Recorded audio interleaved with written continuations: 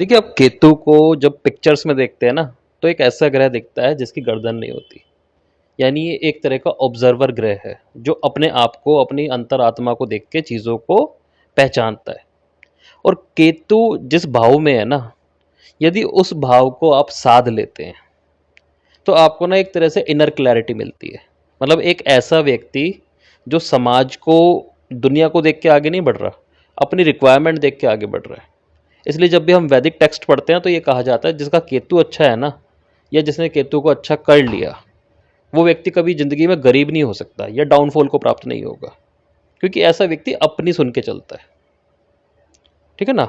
अब दिक्कत क्या आती है, केतु जिस भाव में है ना, वहां व्यक्ति के पेशेंस का सबसे ज़्यादा टेस्ट लिया जाता है, उसके इमोशंस का सबसे ज़्यादा टेस्ट लिया जाता है।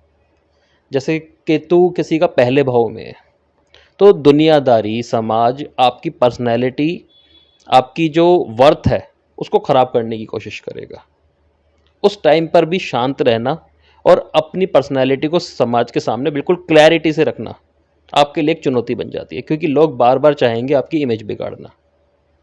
दूसरे भाव में केतु आ जाए तो आपकी फैमिली, आपके रिश्तेदार, आपका पैसा, ये हमेशा आपके लिए फ्रस्ट्रेशन का कारण बन सकते हैं, और इस चीज़ को बहुत शांति से ओवरकम करना चाहिए।